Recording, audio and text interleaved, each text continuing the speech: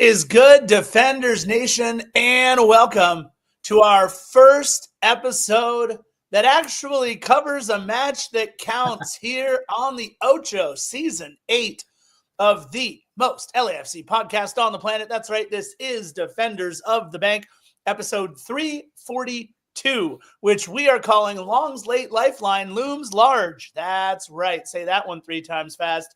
And we are ready to roll. And again, thank you for joining us here on Season 8 of Defenders of the Bank, 342 episodes and growing. That's right. We can't wait. This is going to be a lot of fun. You know my voice. It's the Scarf, J.R. Liebert, coming to you live from Lawndale, California, the day after the match, Wednesday, February 19th. And sitting across the interwebs from me, cowboy hat by his side, I give you one, Chris Lafferty. Boy, howdy. I should have been a cowboy playing in my head. I got this hat here. It's hanging on my cooler. Welcome, everybody, to Defenders of the Bank. It is wonderful to be back. 2 nights ago, it was all C's with Cowboy Chris, CONCACAF Champions Cup, Colorado Chris. Yeah. Now it's all L's.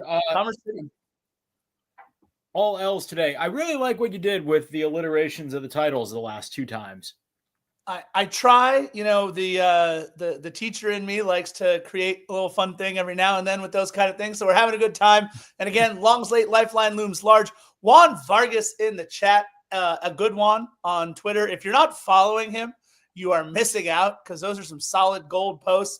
Richard Martinez was there, he says, in the chat here. And again, for all of you accessing us on Instagram, on Facebook, on Twitter, or on any of your other social media platforms, thank you. And yes, just a little bit ago, we got some international mail dropped by LAFC on Twitter. We are going to speculate as to who that is later in the episode, but I believe it's going to be a relatively polarizing signing for some in a very different way than Marky Delgado was polarizing for LAFC for sure. I got to say, from what we saw from Marky Delgado, I like everything so far. He is doing everything we need him to do so far in the midfield. Olivier Giroud, not so much, but we'll get to that in a little bit. First of all, we want to thank our good friends at 500 Level. If you want to head on over to 500level.com, they have all kinds of incredible, fully licensed merch from just about every sport, every team, every athlete that you could imagine. Head on over to 500level.com. And if you buy anything, please enter the code Defenders20. If it doesn't work, let me know, and I'll make sure we get that code working for you because we have a deal with them. Defenders20 on 500level.com. Not even for defendersofthebank.com merch, although the code will work for that too. But if you enter Defenders20 on 500level.com, you will get 20% off your entire purchase of whatever it is that you like, and it makes us look good. So, go on over and buy something from our good friends at 500 Level. All the apparel, all the merch, everything you buy from us is also made by 500 Level, as are a good number of shirts at LAFC HQ. So make sure you check out our friends over at 500 Level. And we want to remind everybody that the Mo Facio Futsal Court fundraising effort is still underway. I believe the link still works, LAFC.com/Mo-Facio. The court is going to be built in Cudahy, so make sure we get this funded so that we can all be there for the first kick in Cudahy. Cannot wait for that field to open. And as a quick reminder, if you're not already, please follow us on YouTube, Instagram, Facebook at Defenders of the Bank, and on Twitter at Defend the Bank. Absolutely love Ruben Rios giving us the love for our merch there in the chat. You guys check it out. We have got a whole new series of designs coming out in just a little bit, thanks to our amazing good friend Dexter Quinn, who has done all of our cover art, all of our merch, a lot of things there. And he's got to deal with me, like the most nitpicky person when it comes to all this stuff. It is awfully difficult. Hey, so what we normally do on these shows before we get into the match recap, we got a couple of things that we like to do called This Day in LAFC History. and news and notes. We got a fun one, man. Look, for everybody asking about Philly, okay, we'll get this out of the way at the top. Philly is still very much a massive part of Defenders of the Bank. He just needed to take a little break until he said May, and he said that to all of us here at the same time. I kind of found out about the break, or at least as much as it was going to be until May. At the same time, a lot of other people did. But he is doing some amazing work for the Empire Strikers, for UC Riverside, and for a ton of other things that he has going on. And of course, he's burning it on. They usually say you burn it at both ends. He's got like 17 ends that are burning right now. He's doing an incredible job. I promise I'll let Chris Lafferty speak in a minute. But yeah. I'm jumping on taking that minute right now. I couldn't wait. Go right ahead. Yeah, no. Hey, look, shout out to Philly. You know, he asked me before the season began, hey, would you be willing to kind of jump in and just help out? Last year, I jumped in on a few episodes as the Philly fill-in. I filled in with him sometimes as well. And we all kind of sat down and decided, hey, look, like JR mentioned, he's kind of burning the candle at all 17 ends. He's not only calling games for UC Riverside men's and women's basketball, who were both doing excellent, by the way. And I went to a couple of games for them, and they've been a blast. But he's also doing the men's and women's basketball. He's got the baseball season coming up for UC Riverside as well, going one right into the other. And he's also the play-by-play for the Empire Strikers out in Ontario. So not only is it going to be more alliteration, great job. Not only is it going to be all of those three college sports for Philly, but also and as well as the indoor soccer, but he's got to drive a long way to get to those places too, and then to get back home afterwards. So he's he's working really hard. We're proud of him. He's doing a fantastic job. And we just said, hey, why don't we take this off your plate? I'll be the Philly fill-in for a little bit. And then I'm just here to help out anywhere I can. Yeah, look, it's been a lot of fun. I've gotten to call some of those games with him at UC Riverside, a couple of men's basketball games, and I have filled in for 2 of the final 6 games of the season. I may be filling in for one more over at Empire Strikers, doing the analyst role, as they like to say, and it's been a lot of fun. And I know Philly is working really hard. I'm surprised he's not in the chat heckling us from time to time, though. That's something I would definitely not put past Philly. Let's get into a little bit of this day in LAFC history, and we're going to talk about who we think they are announcing tomorrow. Although if they don't announce this player tomorrow, I'll be very surprised. That'll be a good surprise for all of us. You guys know what we'd like to do this day in LAFC history. The match, of course, occurred yesterday on February 18th, and there is plenty in the LAFC history archives on February 18th, including a couple of birthdays. Former keeper Abraham Romero, and my man, we miss you over there in FC Juarez, Jesus David Murillo, both Jesus Murillo and Abraham Romero celebrating birthdays yesterday.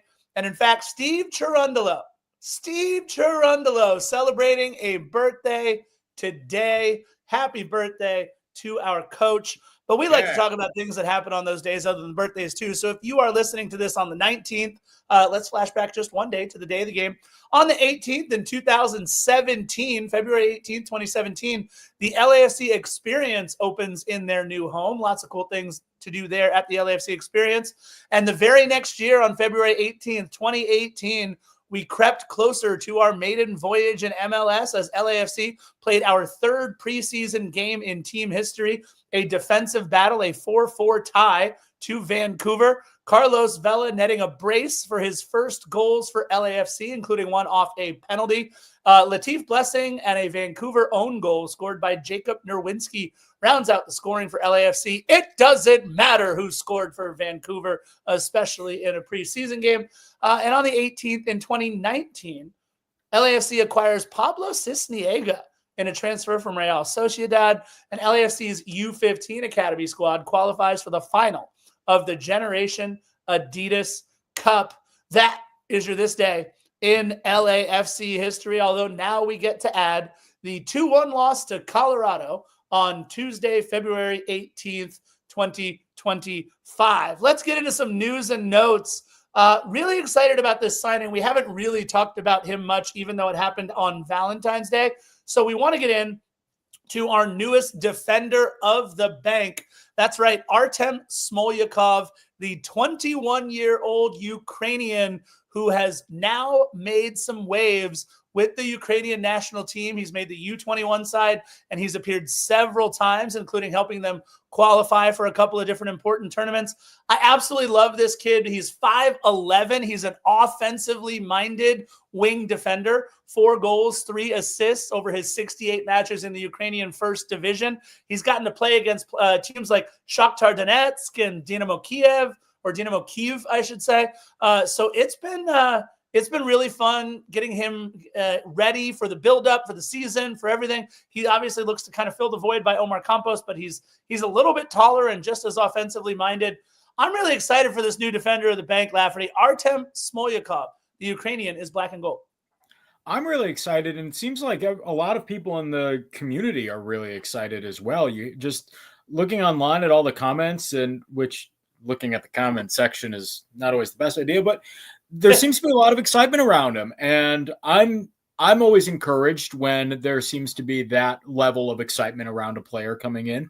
And look, we've had so much, we've talked about the turnover, but I think one thing that we've been focusing on a lot is our depth. And so to have another defender back there solidifying our line is really going to make a terrific, and our wings as well are really going to make a big difference for us with how our team is being put out on the field, what formations we're in and everything. Already we're seeing different kind of formations than we've seen in the past with certain players. And so to add a depth piece like him, or a contributor, I should say, just adds to our depth. And it's got me really excited about how this team is coming together. Yeah, right now we pretty much know it is Sergi Palencia, and from all the stupid pronunciation things I've ever seen, it's always been Palencia. I don't know what our guy was thinking last night with Palencia, like every single time. I get it, what you were trying to do there, bud, but every single time I've ever seen his name pronounced, it's been Palencia, which was, I don't know why, but that was bugging me so much on the broadcast last night. But it's been Sergi Palencia and Ryan Hollingshead or bust back there, especially no longer having the likes of Omar Campos to help out. So it's really nice that we get this kid, Artem Smolyakov. He is also 5'11", so he's a little bit bigger of a kid. And again, 7 goal contributions in 68 matches means that he's at least offensively capable. So we'll see what happens there. Maybe we'll see, like speaking of birthday boy Murillo and his kind of offensive runs downfield, kind of letting the horse out of the barn. We'll see if maybe he has that ability as well, and add something just like we had with Murillo, and maybe make losing him a little bit easier on us. Yeah, I think what we know that Steve Cherundolo likes to do is to throw those wing defenders forward. We've seen Ryan Hollingshead almost get a goal last night. Obviously, Omar Campos and Sergi Palencia last season, large parts of the season. They moved Kike Oliveira back there to give themselves another offensively minded person on that wing role there. I almost Soccer USA. That was hilarious. But I think it's going to be really fun to see how he's able to get himself acclimated. Obviously, John Thorrington and Steve Cherundolo need to be on the same page when you bring in a wing defender because of how much we use them in the offense. Kind of a bummer to hear about Olivier Giroud's home being burglarized. $500,000 or over $500,000 in jewelry and expensive watches apparently stolen in a break-in February 5th, hoping that authorities can get a handle on this. They did just make the FBI, I think, aided in making arrests of a Chilean crime circuit, if I'm getting the story correct, who broke into like Patrick Mahomes and Joe Burrow and a bunch of other big-time football players' houses. Hopefully they'll figure out what's going on, because these athletes, it's pretty clear that they're targets while they're away, and while they're playing elsewhere, they know that nobody's home. And it's pretty awful to think that these athletes are being preyed upon just because they're not at home. Their families could be. I know you and I haven't had a chance to talk about this news yet, Lafferty, but it is kind of a bummer seeing something like that on the bottom line involving any of our players. Well, and the thing to mention too is it's not even the first time it's happened to one of our players. 2 years ago, happened to Kellen Acosta, where Yeah. his LA home was burglarized and a lot of valuables were stolen. And I remember, I think some other notable names were like Tim McGraw, and his wife, and I'm blanking on the name. Faith Hill? And I think it was Tim McGraw. Anyway, so you're getting a lot of these notable stars who are being preyed upon. And look, I mean, it's one thing that, sure, hopefully these things can be replaced, and I'm glad nobody was hurt. But, you just kind of think too, big cities like Los Angeles will get a reputation for their crime.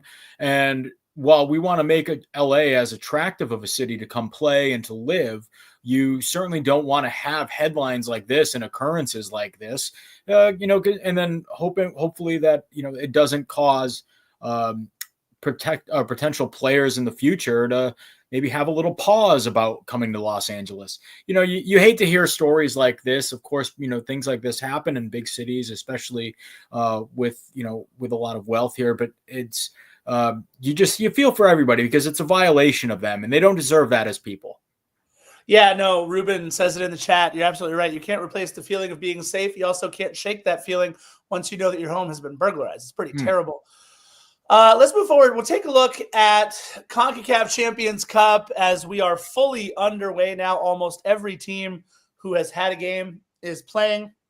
In fact, I believe the Cincinnati Motagua game is now over. Yes, it is. In emphatic fashion, for that matter. So let's take a quick look, if we could. The CONCACAF Champions Cup hosting 27 teams as part of it. And the underdog sides kind of made the first few matchups a little interesting last week. We had Real Esteli from Nicaragua defeating Tigres at home 1-0.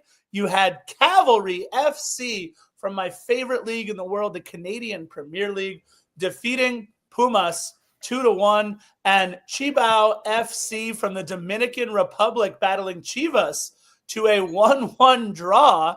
And then the games went back to Mexico, and the world righted itself once again. The Liga MX sides absolutely tore apart all of the underdog sides. So all 5 of the Liga MX sides who have already started playing moved on. Monterrey, Cruz Azul, Chivas, Tigres, and Pumas. They all advanced to round 2. Let's take a look at the other matches that happened today. Real Salt Lake drew at Herediano of Costa Rica 0-0. Inter Miami, behind a Lionel Messi goal in the frozen conditions, defeated Sporting Kansas City 1-0. Seattle the frozen tundra of Kansas City. I mean, it was pretty cold there. I'm not going to lie. It was the same temperature that it was when we kicked off, except it wasn't snowing over there. Seattle Sounders beating Antigua GFC of Guatemala 3-1. And the game just ended. And just like that, Cincinnati really feeling the effects of losing Lucho Acosta. Not, because unfortunately, they absolutely crushed Motagua of Honduras 4-1. The 4th goal being scored by Evander. Of course, that's the new guy they bring in for Lucho Acosta. Carlos Mariscal in the chat. Carlos, miss you, buddy. It looks like they've been able to reload quite nicely with Evander out there making his debut. Ruben, I can actually touch on that after. Well, ask me that later in the show. Why not? So anyways, the only clubs that have not kicked off their CONCACAF Champions run so far, Vancouver at Costa Rican Power Saprissa. Vancouver and Saprissa play tomorrow, I believe. Is it 6 a.m.? Is that really? I think that's how early it is. I don't even know at this point, but I know Vancouver and Saprissa are playing tomorrow at some point. Now, Lafferty, since the post today on Twitter right before we went to air, we did get international mail put out there by LAFC with a phone number, by the way, which just allows you to connect with them via text message. I was hoping I'd be able to call the player and welcome them to LAFC, but that wasn't it. What was the number again? I'd have to find it on Twitter. Hold on. It's here we go. 213-818-5232. 213-818-5232. Texas Soccer Dad, don't worry, he'll be back. Absolutely. And for those who are not watching on YouTube, I currently asked because I have a rotary phone in my hand. It's a prop. Don't ask. It just the time was right. I was hoping it was connected to something. You had to explain to everybody what a rotary phone was.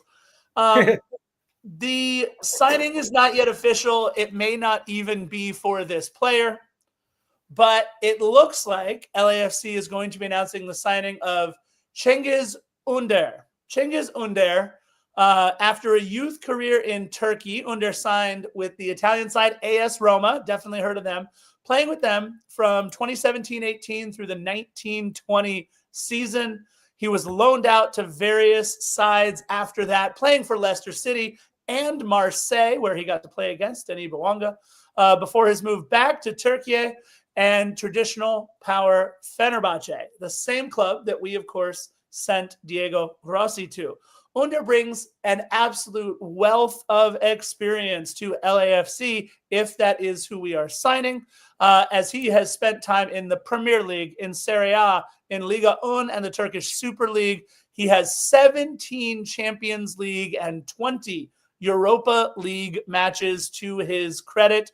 And for his career, 112 goal contributions in 343 club matches and 16 goals in 51 matches for the Turkish national team. Now, all of that is well and good.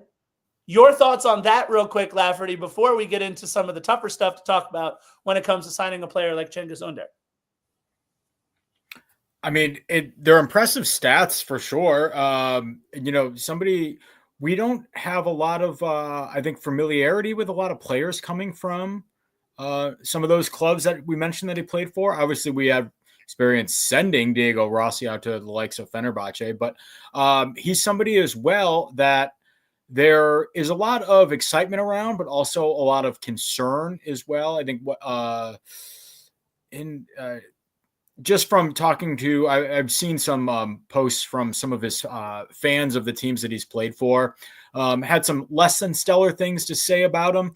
But, sometimes it's just with a guy like him, a change of scenery is really going to be helpful.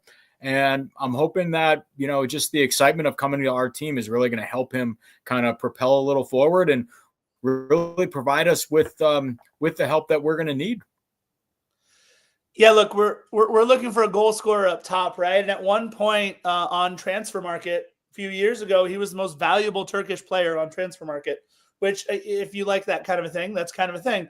But that being said, what some people are having difficulty with, and I will be the first to tell you, I do not know the nuance to a lot of what I'm about to talk about, but I'm going to tell you that I did a little bit of research. I did the deep dive. The Armenian community noticeably upset, the Armenian supporters noticeably upset that not that we would sign a Turkish player, because this is what had to be clarified for me. Because if you read the statement from Los Armenios, the supporters for the LAFC, it makes it seem like they're just upset about signing a Turkish player.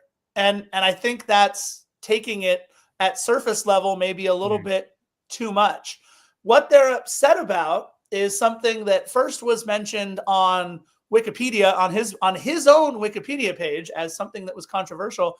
And then I kind of had to do a deep dive. And I'm going to read the Wikipedia word for word so that you can maybe understand. This is, again, not everything on the internet is true and not every word on the internet is factually correct, obviously.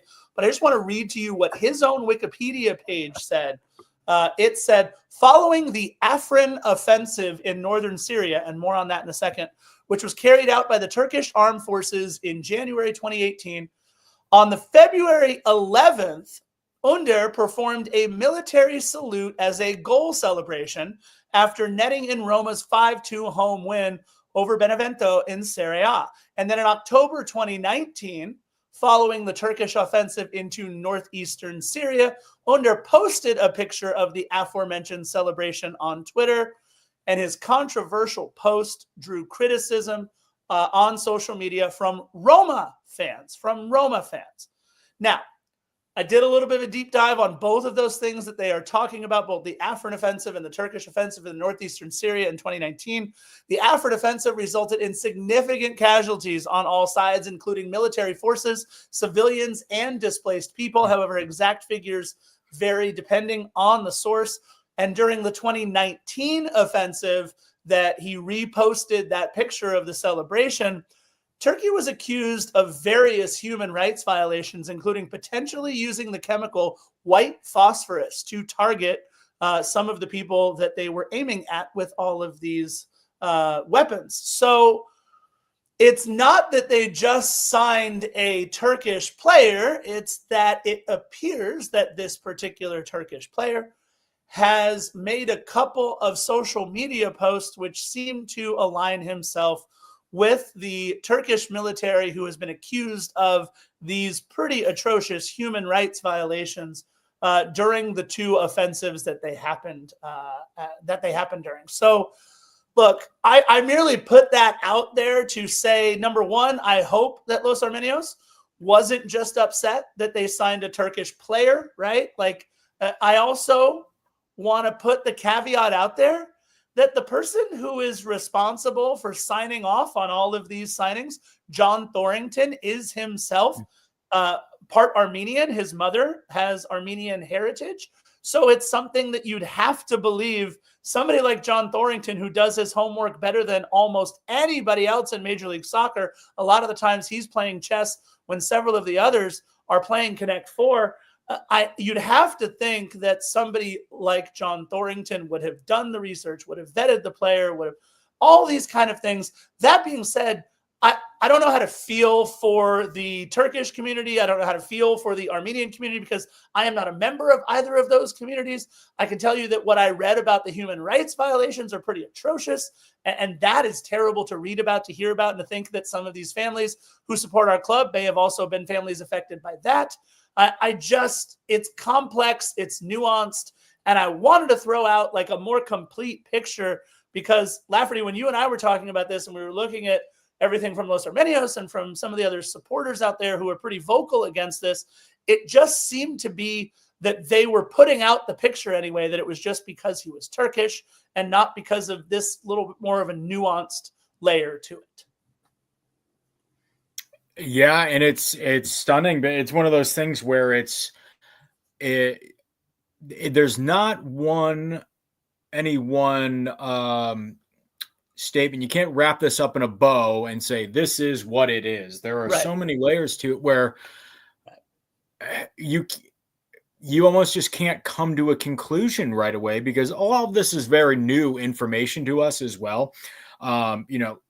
When we hear a player coming in, a lot of the chatter that you hear about are, oh, these are his stats. These are where he's played.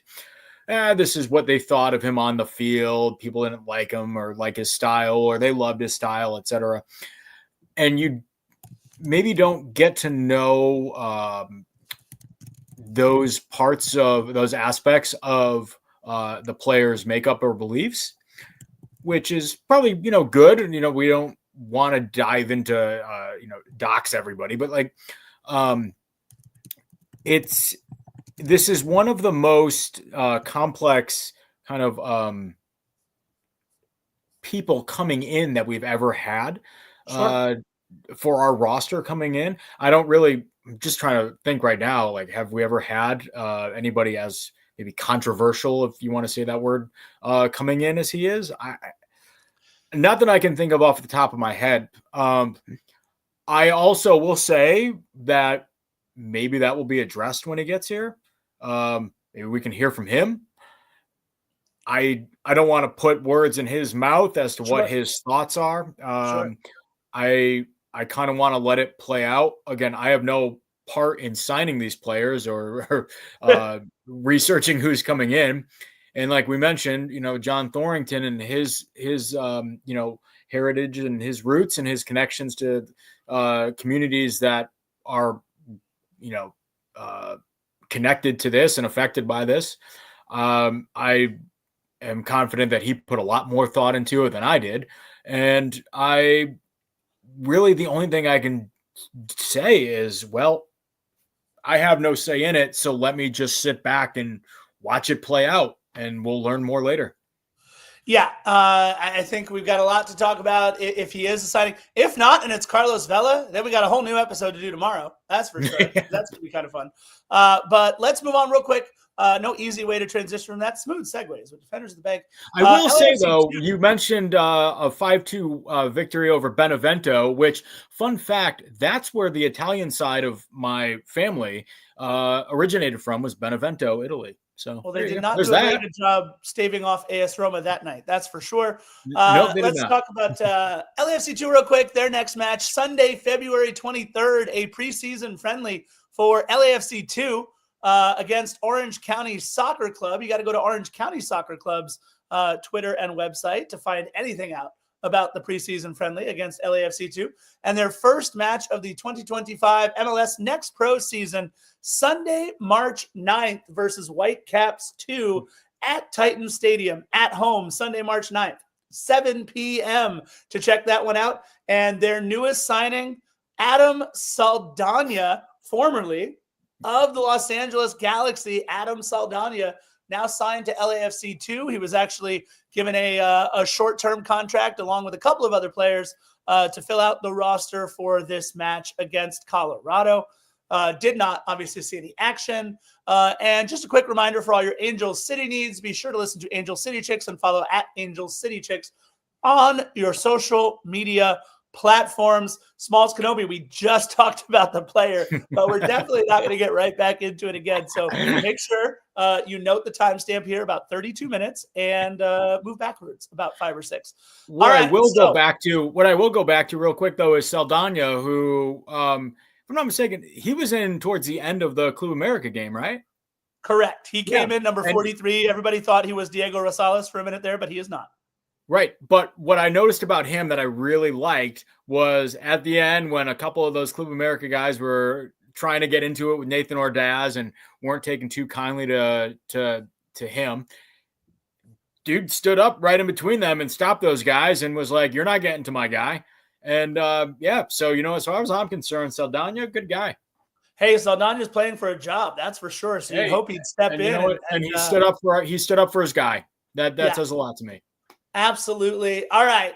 So it was 7 degrees at kickoff, according to the broadcast. When I asked Siri, what's the temperature in Commerce City, Colorado right now? Before the game started, she said both degrees. It was both 2 degrees. Absolutely ridiculous. And I will say, this isn't going to happen very often this season, but Genuine Cougar's already saying it, so I'm going to say it. I said that I thought Colorado would have to get lucky in some way, shape, or form and get a ball to bounce their way or something miraculous to happen. And they did via a penalty kick. And I'm going to say it. I definitely said that they would score 2 goals against us and that Georgi Mihailovic would be the player to watch. And that guy, holy crap, did he have a lot to say about the result of this game, scoring one of the nicest goals that you will see all season from a set piece, an absolute banger. We will certainly talk about those.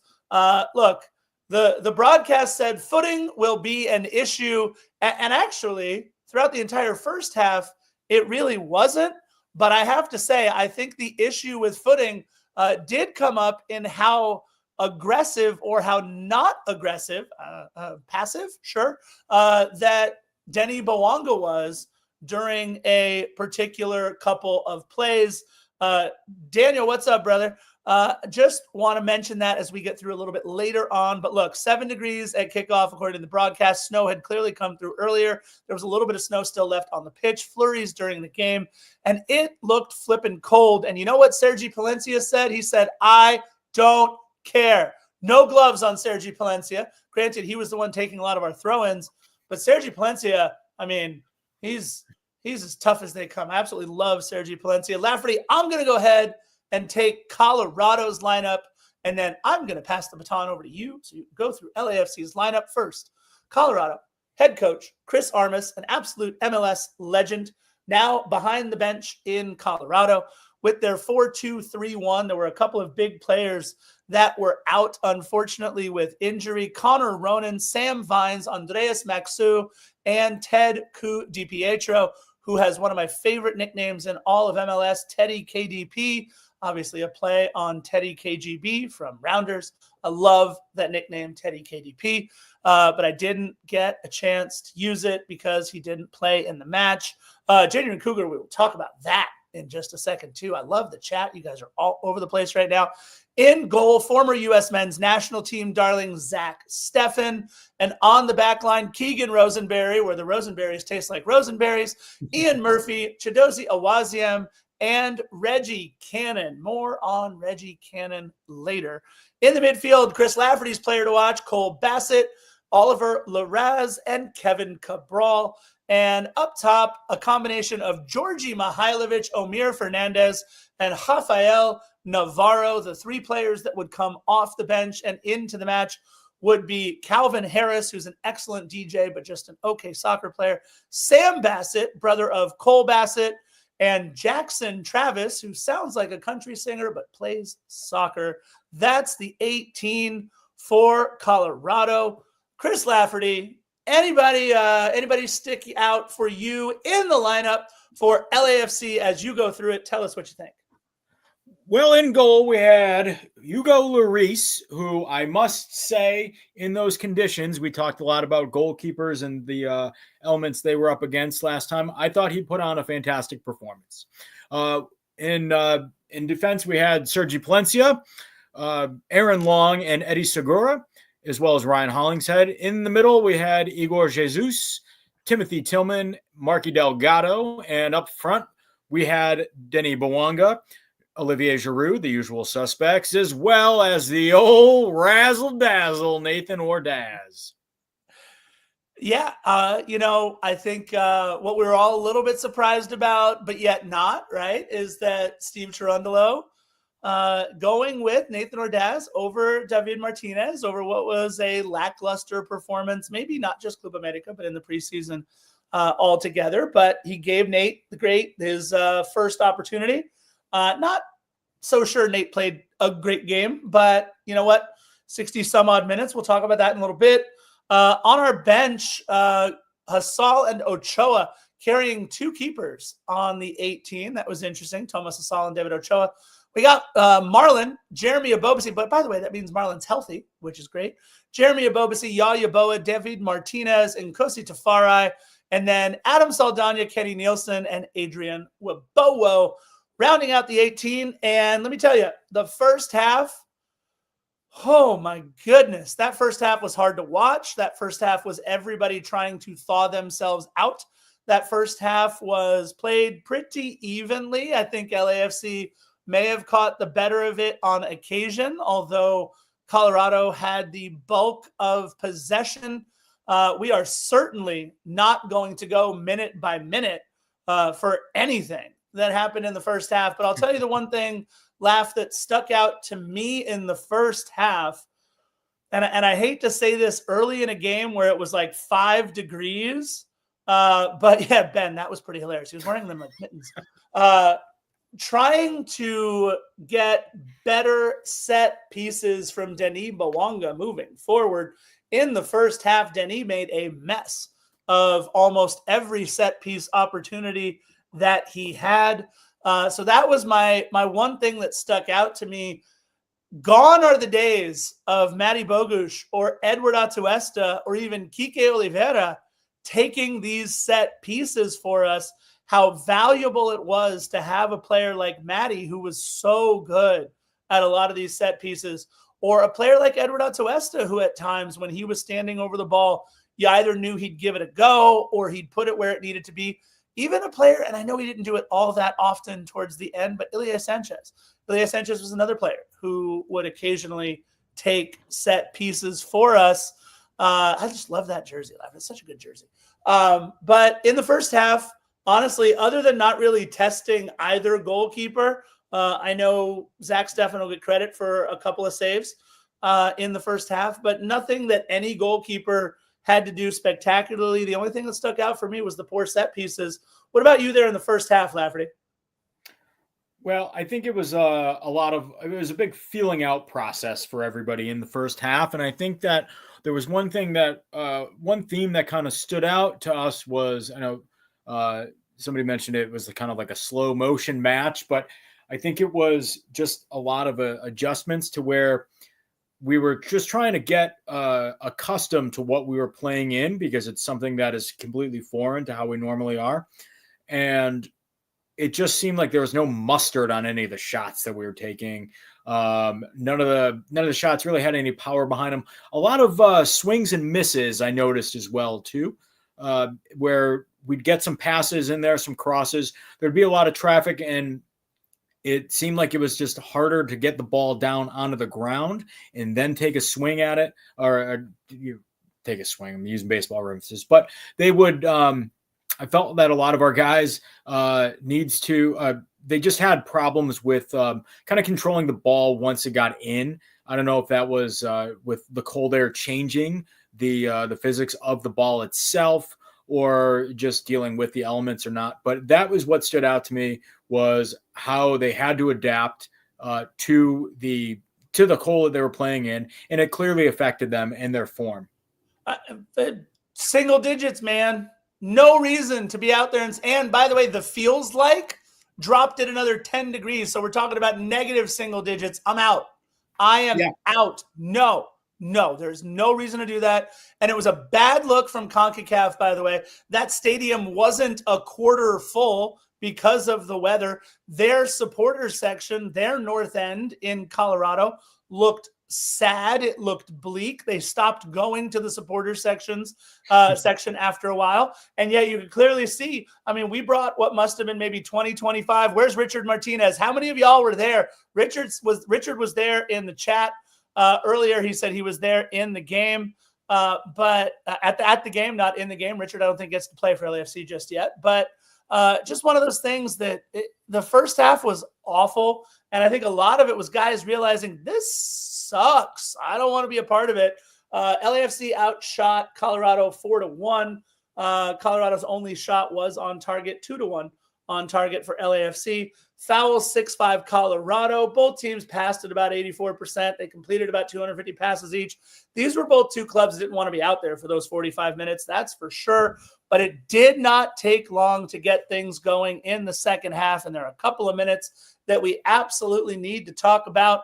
1 minute into the second half, it's my fault. You can blame Scarf on this one, because I was talking all kinds of smack about one player in particular in our pregame, the former Galaxy legend himself, Kevin Cabral. And of course, it's Kevin Cabral who draws the foul. At first, you saw Ryan Hollingshead get a little upset, but I think it was one of those, like, after the fact. It was like a delayed upset because he knew he took out Kevin Cabral. Cabral was initially given a yellow card for simulation, but it went to the monitor and took like 2 seconds to overturn it for a penalty kick for Colorado. And my pick to click, that would be Georgi Mihailovic. Took the PK. He went down the middle as Ugo went right, just so he could get moving just a little bit. And unfortunately for LAFC, we are down 1-0, and both of the things that I said would come true in that match did. I thought it'd be a great match for Georgi Mihailovic, and I thought that Colorado would need to manufacture some sort of moment. But either way, both of those things happened. Colorado is up 1-0, and we are just 48 minutes into the match. And honestly, the way that we looked, I wasn't very optimistic that we were going to be able to get one back anytime soon. Well, I typically am optimistic. So the way that I looked at it was, for one thing that stood out to me going back before that was they showed our huddle before the second half began.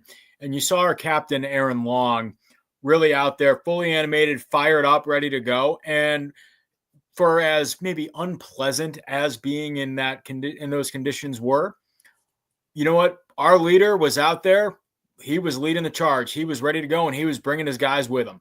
So I will say that it was definitely not an issue of will or desire to be out there playing. Those guys gave it their all, and we were led by a strong captain in Aaron Long. And look, with that first goal being down, coming off a penalty, I mean, look, those happened. It's not like they were completely ripping us apart and we were looking horrible and playing on our back heels. It's a penalty. It's a crapshoot at that point. So, I mean, it's not good to be down 1-0 when the game's not looking as good because of what you're dealing with. But if it's coming off a penalty, which is sometimes a little luck and it had to go to VAR anyway, I really can't. I don't like it, but I can't get too down about it either.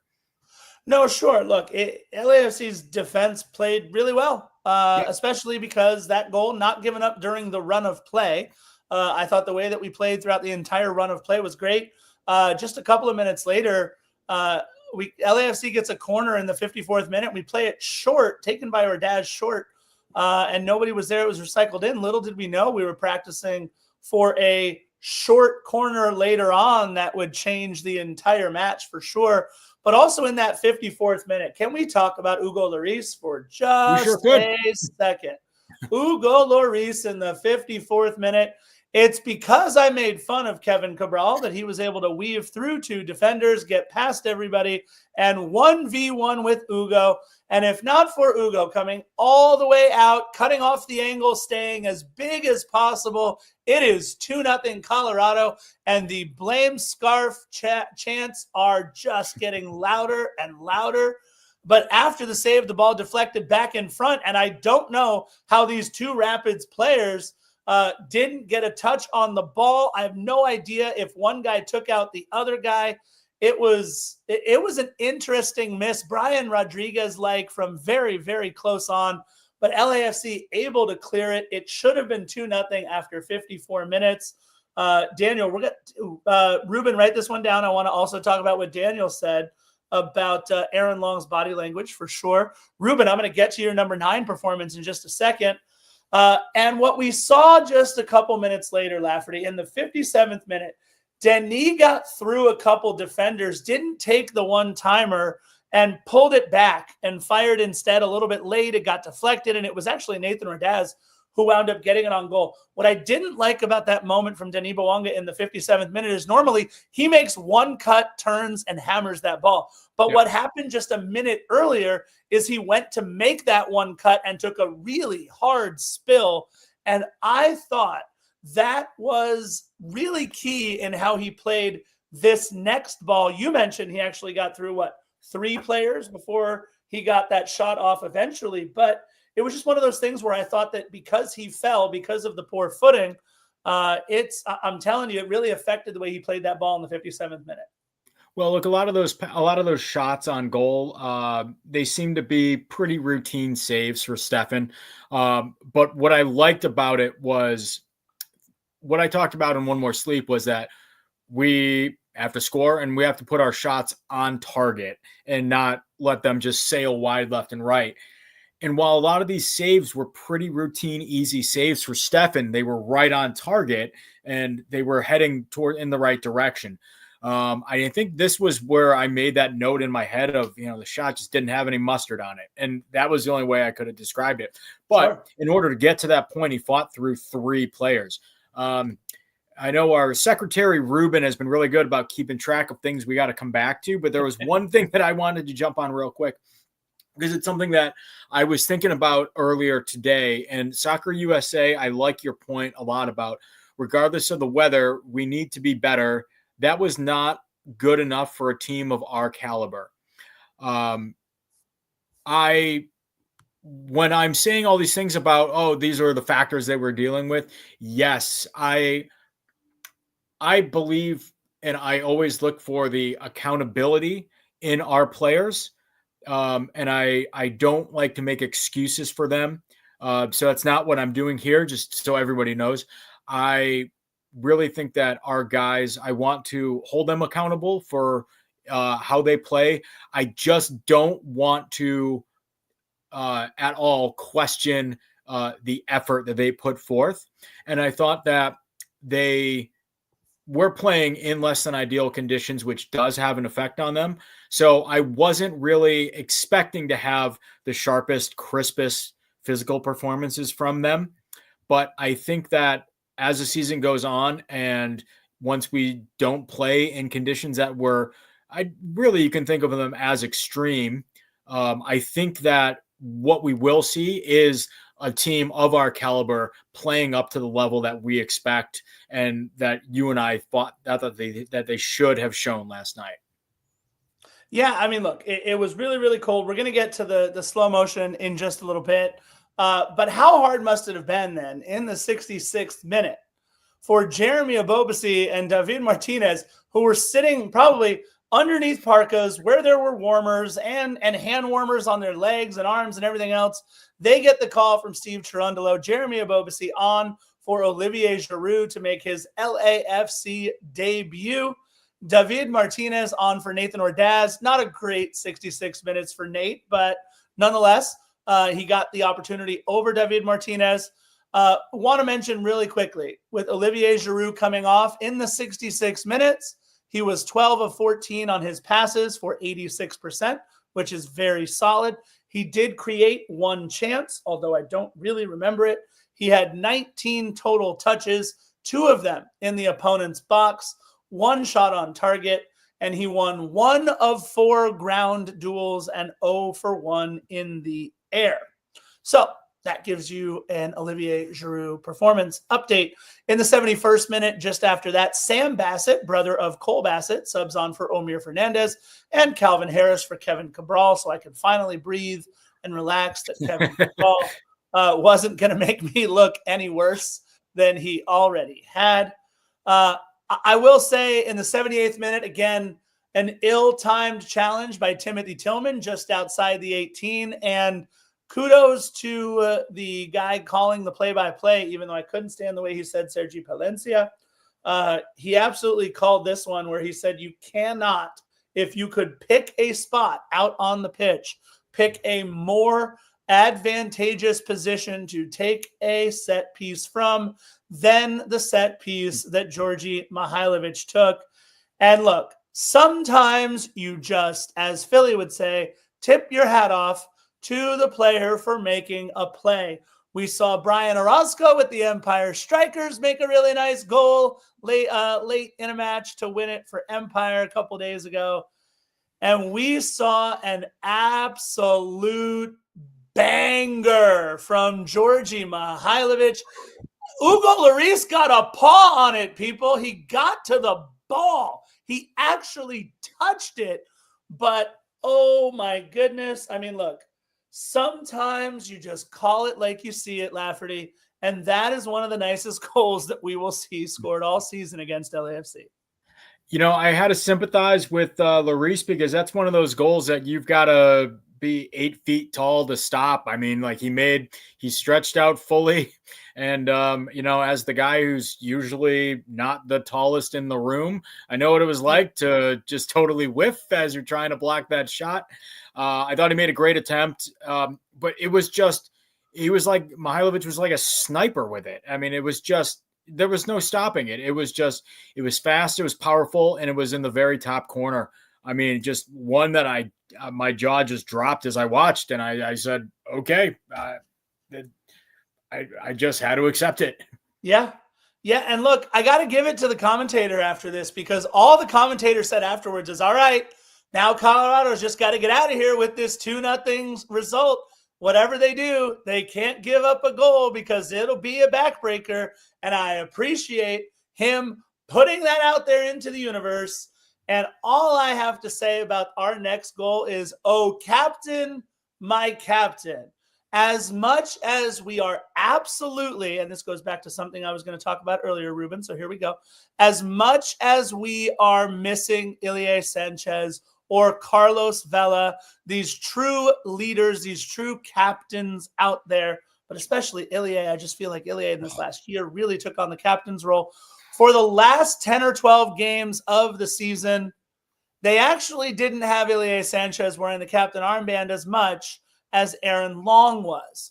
And you mentioned his body language in that huddle, and it all comes down to moments like this, but putting himself in position for moments like this, in spite of it being 2 degrees or feels like negative whatever, in spite of the fact that we got pretty outplayed for the first 87 minutes of this game. And in spite of the fact that you could look up and see, okay, 87 minutes, we're ready to head, getting on the team bus and getting warm and getting the hell out of Commerce City, Colorado. But Aaron Long, our captain, says, not so fast, my friend. Aaron with the goal, Denis Bouanga, and they practiced the short corner earlier with Nathan Ordaz, but this time it's Denis Bouanga to Timothy Tillman on the short corner, back to Denis, and he sends it into the box for Aaron Long. There were a bunch of people upset on social media for Colorado saying that Ryan Hollingshead was affecting the play and he was offside, but they looked at it. They deemed the goal to be good. It was a beautiful, flat-footed header. I think Maxime Chanot had one or two of those over the course of the year last year. If Lafferty will know better than anybody else. He headed it off the inside of the post. He called bank. And just like that, all the math changes. We'll talk about it after we get through the last couple minutes or so. But what a massive goal to get one back for LAFC. Yes, Colorado led 2-1. And for me, we only have one more thing to talk about after that. But how big of a goal was that? Just when it seems like we're starting to count all the scenarios and think, oh, well, that's going to be a big hole to climb out of. When this happens, it just adds it gives you a good sense of relief. Like, okay, we can come out of this terrible place that we're playing in, come back to our home, and we have a much better chance now with an away goal under our belt. It was nice to see that we had taken a lot of shots that were on target and they weren't going in. It was nice to finally get some reward for our good work and our good play in this game. And that away goal is really going to come back to help us, I think, in the next match. And so it was just a giant sense of relief. And I know at my table, at least the sentiment was, well, getting an away goal really helped. So I'm excited about that. It just made for a lighter evening to finish that game off. No, you're absolutely right. I'll get into the math, why that away goal is so important in a minute. But in stoppage time, in the second minute, Reggie Cannon goes down, and you could, because there was nobody at the game and it was dead silent and cold, you could hear his screams on the pitch. It may have been that he got his Achilles stepped on. It may have been a non-contact knee issue. The only thing we know is I checked with a few sources, and according to Chris Armas himself, he said he looked okay structurally, but I don't know if that was after a series of tests or what happened last night. I looked all along Twitter all day today to see if I could get some sort of update, but Reggie Cannon, who absolutely battled Denis Bouanga to a standstill on that side of the pitch, but he was on the pitch for that goal. He had an absolutely brilliant evening. He is a player looking to remake himself back in MLS after playing some time over in Europe, and I just felt terribly for him. Jackson Travis comes on for the injured Reggie Cannon. We'll continue to look for updates because obviously we're probably not going to see him take the pitch in a week, but we're hoping that he's okay because, hey, we don't want any player to lose their job because of injury. LAFC did get a really late corner by David Martinez, but unfortunately nothing for it. 2-1 Colorado.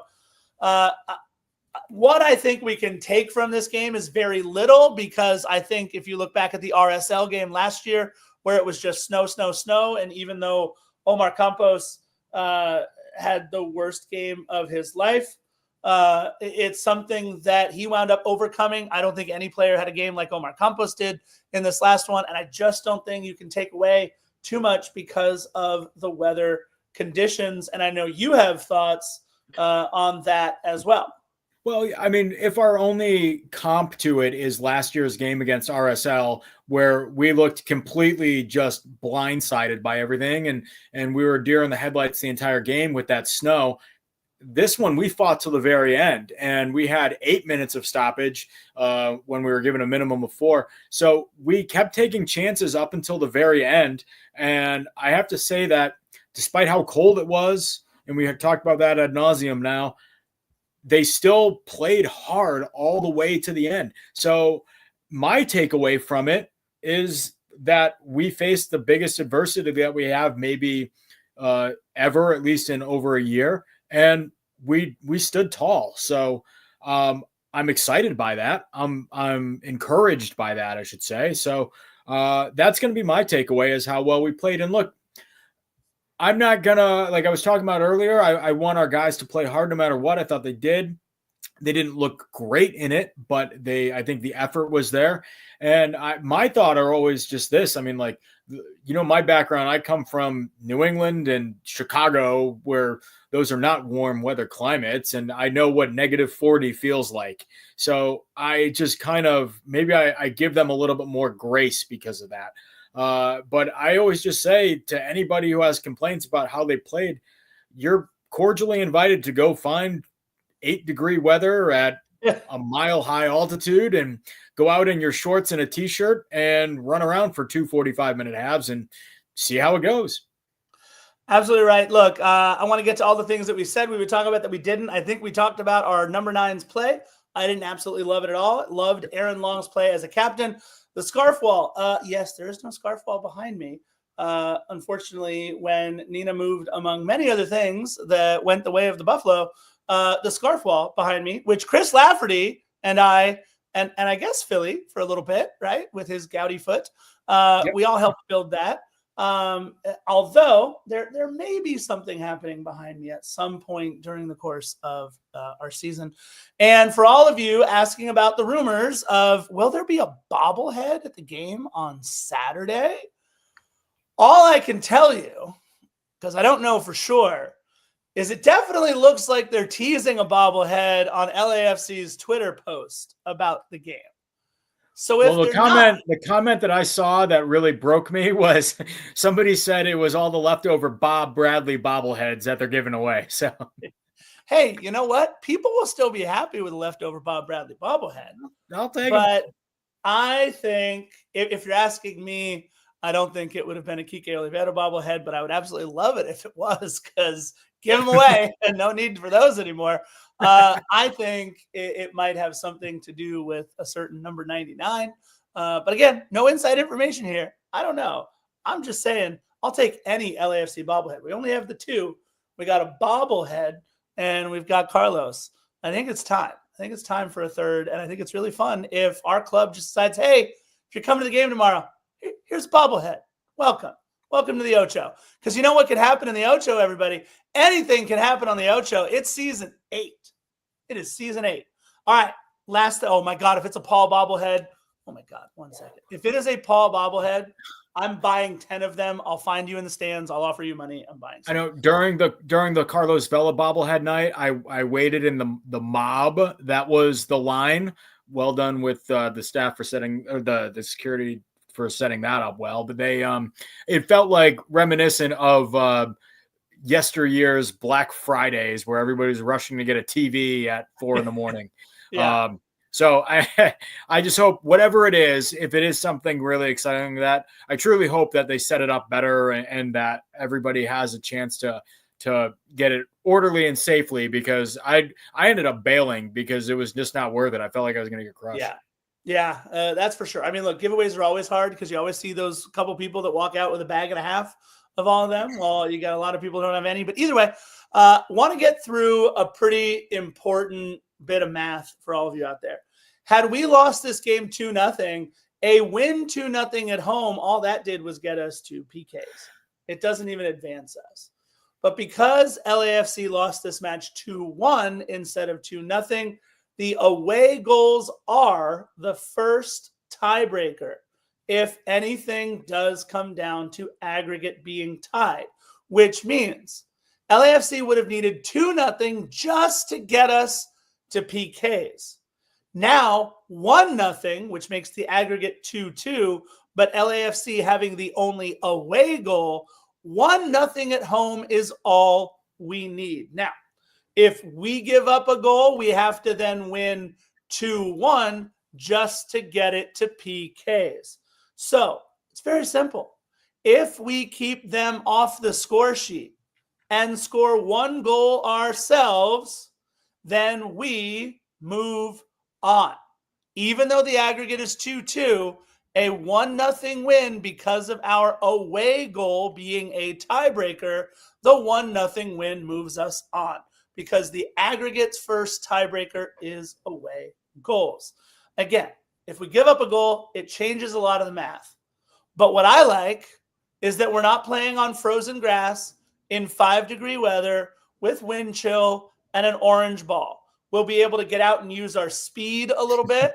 We'll be able to get out and get guys like Yaya Boa going, which I can't wait to see. We'll get David Martinez up to full speed. Denis Bawanga, who feels like he can cut and not fall down. Lots of things open up once we get back to the friendly confines of BMO Stadium. And I think this is courtesy of our friend Joe Schiavelli, longtime friend, longtime listener of the show, Joe Schiavelli. I think, according to a post of his, so go find Joe if he's wrong, I think LAFC is 7-0-0. I could be wrong, against Colorado at BMO Stadium in our history. We've lost to them a bunch of times on the road, but I don't think we've lost.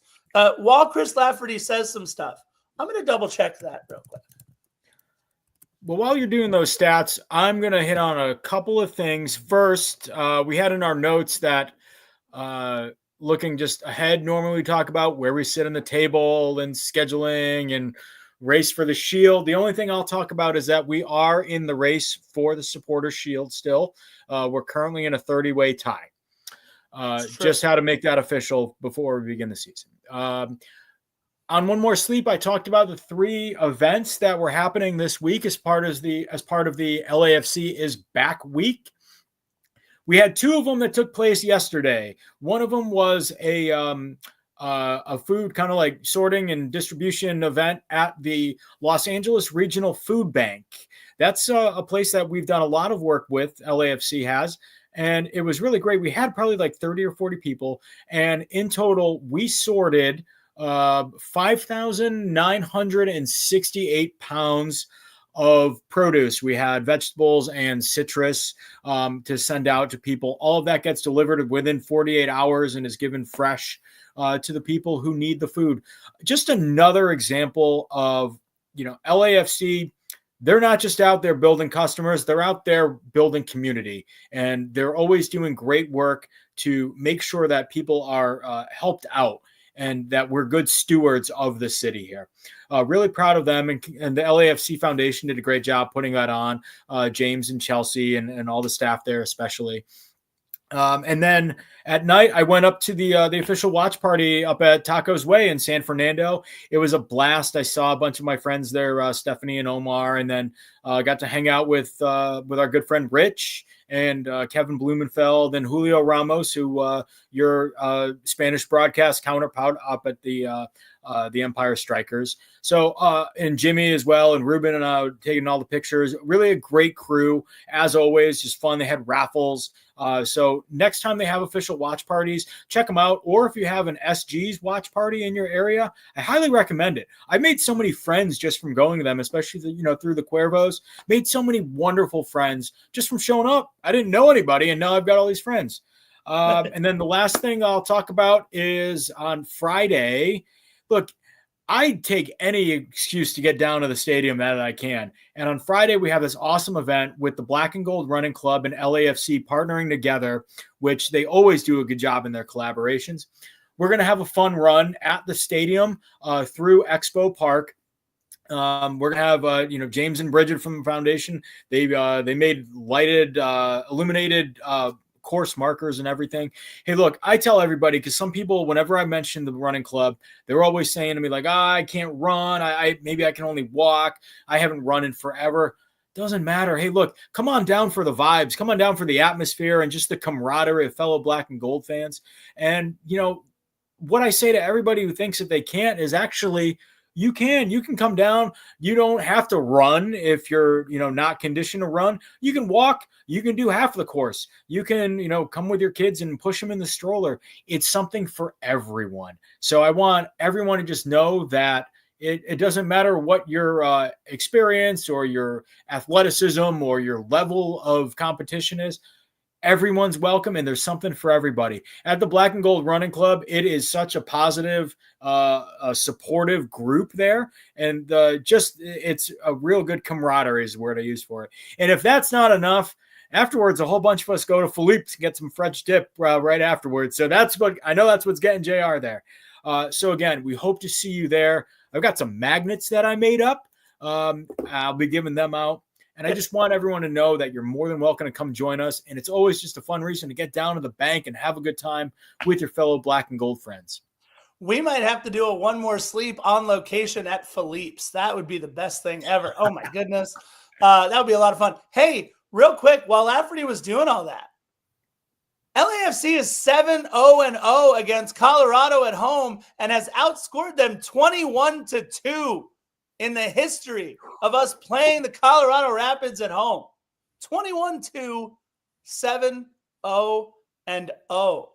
If that's not destiny, I don't know what is. That gets me feeling a lot better about this scoreline.